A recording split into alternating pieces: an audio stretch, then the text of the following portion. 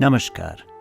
आज के कार्यक्रम में आप सबका स्वागत है और आज हम दाजी से सीखेंगे कि कैसे दूसरों से बातचीत करनी चाहिए, कैसे बातचीत को हमेशा सकारात्मक बनाए रहना चाहिए, कैसे बातचीत में कड़वापन ना आने दें।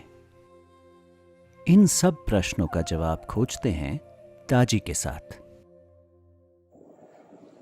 नमस्ते जी।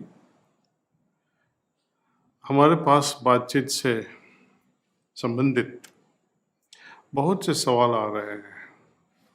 अच्छे से बात कैसे करें, बहस कैसे टालें, कैसे अच्छी बातचीत करने वाले बने। इन सवालों ने मुझे प्रेरित किया है कि आने वाले हफ्तों में कुछ एपिसोड्स में इन सवालों के जवाब दूं। कैसे बात करें जिससे ग्रंथियां ना बने। पहले के एपिसोड में हमने बताया था कि अपनी जो यौगिक जो चक्र है वो कैसे अफेक्ट होते हैं, कैसे ग्रॉस बनते हैं, कॉम्प्लेक्स बनते जाते हैं। तो हमारी बातचीतों पे भी उसका बहुत संबंध है। अब तक हमने आध्यात्मिकता के बारे में और अपनी चेतना को विकसित करने के बारे में बात की।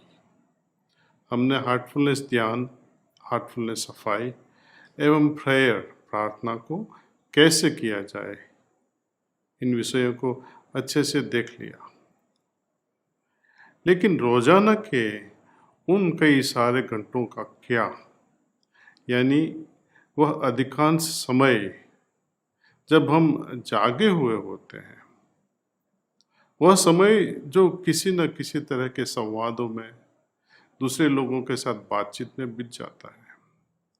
हमारी बातचीत की जो क्वालिटी है, हमारे जीवन की क्वालिटी को कई तरीकों से प्रभावित करती है।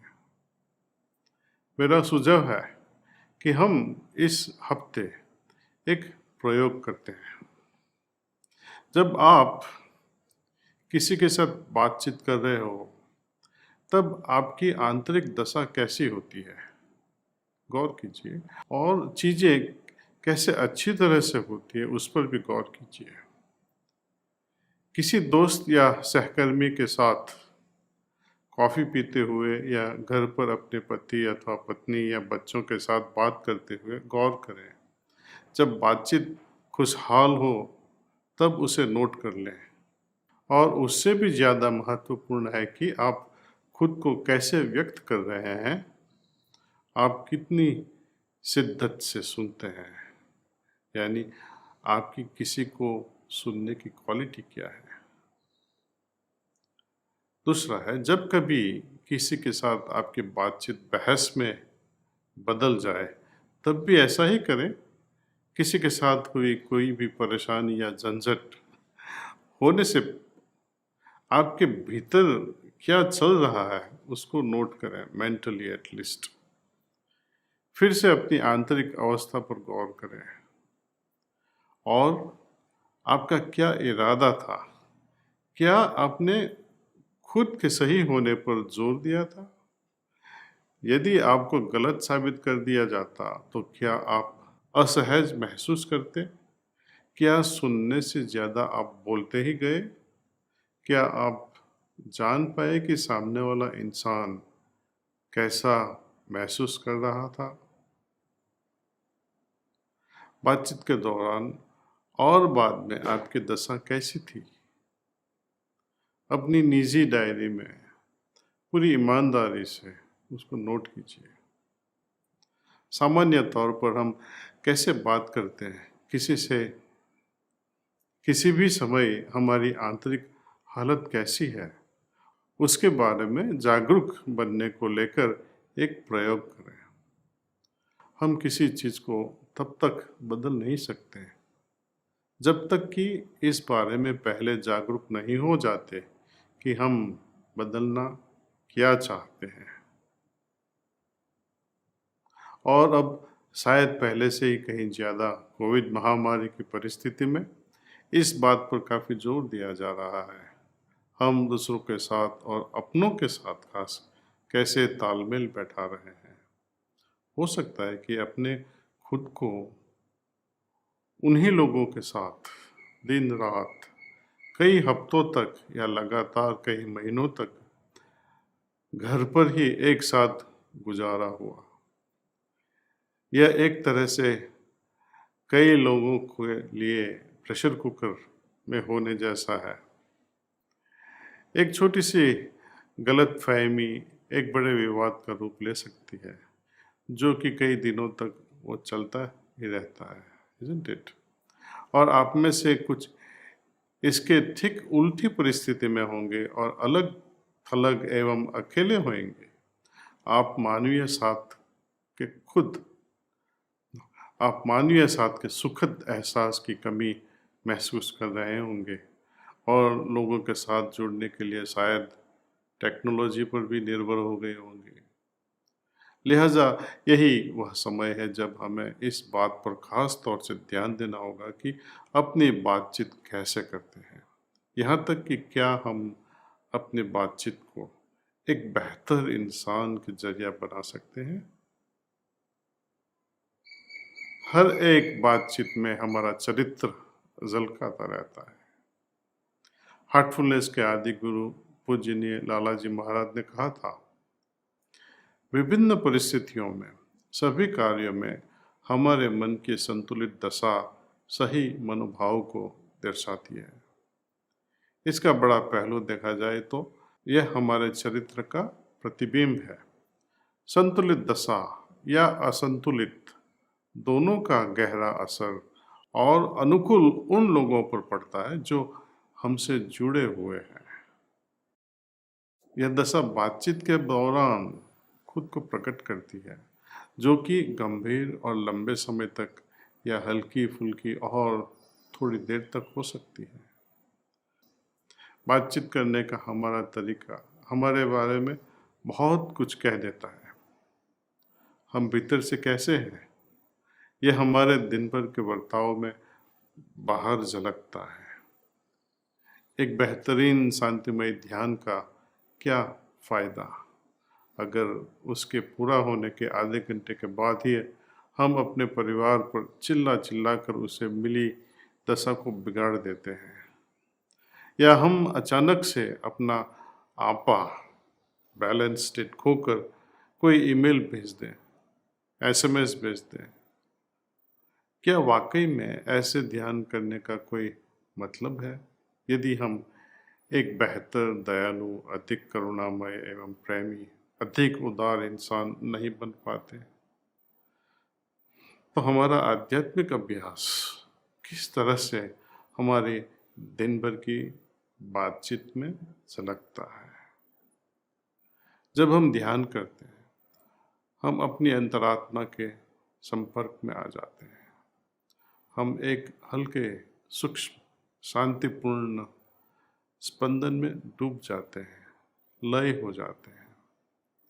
यदि हम उसे शांतिमय दशा को अच्छी तरह से रख पाते हैं और अपने हृदय से जुड़े रहते हैं, तो हमारी बातचीत भी शांतिपूर्ण एवं अधिक सभ्यतामयी होगी। हार्टफुल कम्युनिकेशन की बुनियाद मन की ये ध्यानमयी अवस्था है। हार्टफुलनेस में प्राणाहुति युक्त ध्यान का नतीजा संतुलन, स्वाभाविक संयम और खुले दिल से भरा व्यवहार होता है। हम अपनी दिन भर की बातचीत में शांति एवं सभ्यता बनाए रखने की कोशिश करते हैं। ऐसा करने में सबसे बड़ी मदद मिलती है ध्यान के बाद थोड़ा समय जो अपनी अवस्था है उस पर गौर कीजिए, उसमें एकमयता लाइए। इस छोटे से पॉज में हम सावधानी से मेंटली अपनी अवस्था को नोट करते हैं और उस पर अपना फोकस रखते हैं कि हमारी अवस्था ध्यान के पहले कैसी थी, अब कैसी है, हमने ध्यान में क्या महसूस किया। तो ये अपने शरीर में, अब खास करके अपने सूक्ष्म शरीर में वो अवस्था फैल जाती है। जब हमारी दशा से शांति उभरती है तो हमारी कई सारी चिंताएं मिट जाती है और हमें दूसरों पर जो भड़कने की आदत है वो बंद हो जाती है। लाला जी महाराज ने कहा कि जब हम सत्य की धारा से जुड़े हुए होते हैं तब हमारी बातचीत के दौरान सिर्फ वही शब्द बाहर आएंगे जो आने चाहिए और वो बिल्कुल सही होंगे। और यहाँ मैं डॉक्टर मार्शल रोजनबर्ग के विचार को बताना चाहूँगा जो लाला जी महाराज के विचार से मिला जुला हुआ है। उन्होंने कहा अहिंसात्मक बातचीत या नॉन वायलेंट कम्युनिकेशन। उन्होंने नॉन वायलेंट कम्युनिकेशन पे बड़ा जोर दिया। उन्होंने इज द पायोनियर जिन्होंने नॉन वायलेंट कम्युनिकेशन की नींव रखी। मेरा मानना है कि जब हम वाकई एक दूसरे में और खुद में उस दिव्यता के साथ जुड़े होते हैं तब हमें किसी भी चीज़ से ज़्यादा एक दूसरे की भलाई में योगदान करने में आनंद आता है। सही से किया गया ध्यान हमें अपने दिल के साथ आंतरिक रूप से जोड़ देता है। यही वह आनंददायक जुड़ाव है जो कि दूसरों की खुशी में योगदान देने की ख्वाहिश का आधार बन जाता है। हम ज़्यादा मुस्कुराते हैं। मुस्कुराना हार्टफुल कम्युनिकेशन का एक खास हिस्सा है। मुस्कुराने के बहुत सारे फायदे होते हैं। यह तनाव कम कर देता है, यह प्राकृतिक दर्द निवारक है और यह हमारे मिजाज में उमंग भरने वाले केमिकल्स पैदा करता है। यह हमारी इम्यून सिस्टम को भी बहुत मजबूत कर देता है और मुस्कुराहट फैलती जाती है।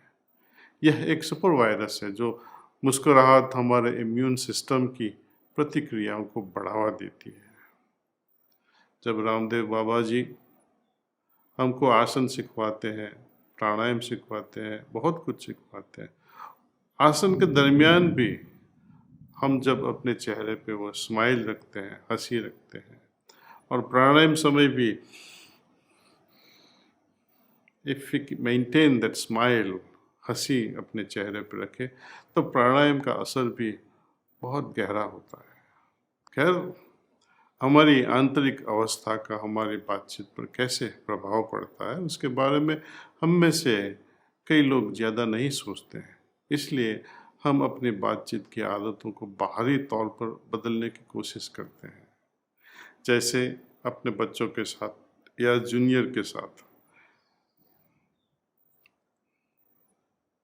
सब्र रखने की कोशिश करना।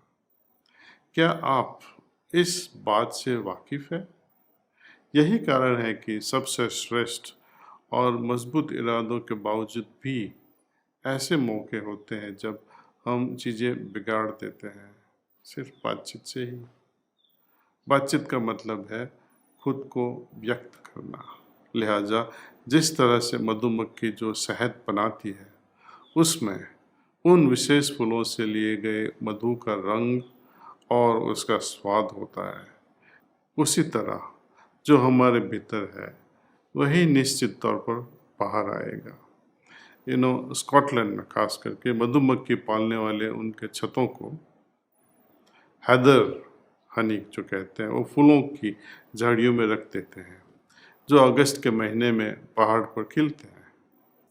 मधुमक्खियाँ मुख्य रूप से उन्हीं फूलों पर बैठती, तब वे उन फूलों का शहद पैदा करती जो उसका महक और विशेष स्वाद के लिए मशहूर है। अपने देश में भी, भारत में, नीम का शहद या सरसों का शहद या तुलसी का शहद जैसे कई प्रकार के शहद हैं जो कि अपने स्वाद, रंग और सबसे ज़्यादा अपने चिकित्सकीय प्रभाव से उसके स्रोत को व्यक्त करते हैं। उसी तरह विभिन्न प्रकार के पर्सनालिटी वाले लोगों के मुख से निकलने वाले शब्द भी अपने भीतर संगीत या शौर, लगाव या गुस्सा प्रकट कर देते हैं। इसीलिए ध्यान के दौरान ग्रहण की जाने वाली इस यौगिक प्राणाहुति, इस प्राणाहुति की महक में यदि हम खुद को लय कर देवे, डुबा देवे, तो समय के साथ या एक दूसरे के साथ हमारे बर्ताव को और हम इस संसार में किस तरह जीवन जीते हैं उसको सुखद बना देती है।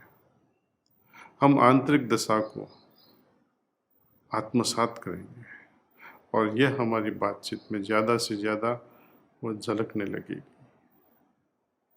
गहन और ध्यानमयी अवस्थाओं में आंतरिक जुड़ाव अपने खुद के साथ होने वाली हमारी आंतरिक बातचीत का प्रभाव करता है। अपने अंतस से जुड़े होने का तरीका यदि बाद में हर किसी के साथ हमारी बातचीत हार्ट सेंटर्ड आउटर कम्युनियन के रूप में उभरती है, आखिरकार यह एक भीतरी तालमेल के साथ बाहरी बातचीत होती है जिसमें मेरे और दूसरे इंसान के बीच आपसी समझे का सूक्ष्म प्रवाह और आपस में एक जुड़ाव होता है। 10 ग्रंथियां नहीं बन पाती। क्या आपने कभी किसी ओल्ड कपल को देखा है जो कई दशकों से खुशी एंड सुखी परिवार के जीवन में जीते हैं? उन्होंने अपना जीवन पूरे सुख से बिताया है। मुझे याद है जब मैं न्यूयॉर्क में रहा करता था, तब वहाँ के एक पार्क में इधर उधर घूमते हुए मैंने एक ओल्ड कपल को देखा। उन दोनों ने एक शब्द भी नहीं कहा किसी को, लेकिन मैंने गौर किया कि वे किस तरह से तालाब के किनारे एक दूसरे के साथ बैठे थे, पिकनिक का भोजन लेते हुए आसपास के मनोहर माहौल को शांति से देख रहे थे। कुछ देर के बाद वे एक दूसरे के हाथ थामे हुए बड़े संतोष के साथ वहाँ से चले गए। यही वह भावना है जो एक खुशहाल जीवन प्रदान करता है। पूरे समय न कुछ बोले, न कुछ कहा किसी को, शांति से बैठे और चले। अपने अगले सत्र में हम दिल से बातचीत करने और सुनने के बारे में और बहुत कुछ जानेंगे और देखेंगे कि कैसे एक दूसरे के साथ हमारा स्वाभाविक परस्पर जुड़ाव हमें इस जीवन की यात्रा में सहयोग करता है। खास करके उस पर ध्यान रखेंगे कि जो बार बार आदमी या औरत गुस्सा कर देते हैं, छोटी छोटी बातों में अपनी बात कहीं और ले जाते हैं, बात में कोई ढंग नहीं होता है और सिर्फ बातों से ही झगड़ा होता है, जिसका परिणाम वायलेंस भी हो सकता है। इसलिए इस पे हम ज़्यादा जोर लगा के आगे बात करेंगे कि हाउ टू कम्युनिकेट, जिससे हम हिंसा से बच जाएं।